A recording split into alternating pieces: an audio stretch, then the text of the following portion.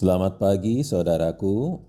Mengawali renungan kita hari ini, Kamis 26 Mei 2022, bersama Allah di waktu fajar.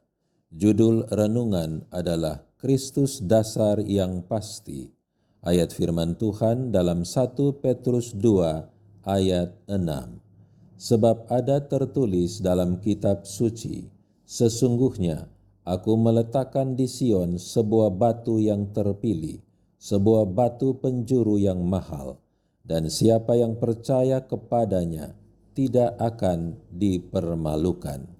Mari kita dengar ulasannya.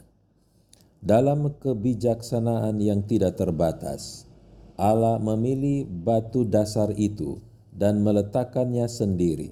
Ia menyebutnya dasar yang teguh. Segenap dunia boleh meletakkan beban dan kesusahannya di atasnya. Batu itu dapat menanggung semuanya. Mereka dapat membangun di atasnya dengan ketentraman yang sempurna. Kristus adalah sebuah batu yang telah diuji. Mereka yang percaya padanya tidak pernah dikecewakan. Ia telah menanggung setiap ujian. Ia telah menderita tekanan kesalahan Adam dan kesalahan keturunannya, dan telah berhasil sebagai pemenang atas kuasa kejahatan. Dia telah menanggung beban yang diletakkan di atasnya oleh setiap orang berdosa yang mau bertobat. Dalam Kristus, hati yang merasa bersalah mendapat kelegaan. Ialah dasar yang teguh. Semua orang yang menjadikan dia tempat bergantung dapat beristirahat dalam keamanan yang sempurna. Bagi mereka yang percaya, Kristus menjadi dasar yang pasti. Inilah orang-orang yang jatuh di atas batu dan hancur. Penyerahan kepada Kristus dan iman kepadanya dikemukakan di sini. Jatuh di atas batu dan hancur artinya meninggalkan sifat kebenaran diri kita sendiri dan pergi kepada Kristus dengan kerendahan hati seorang anak.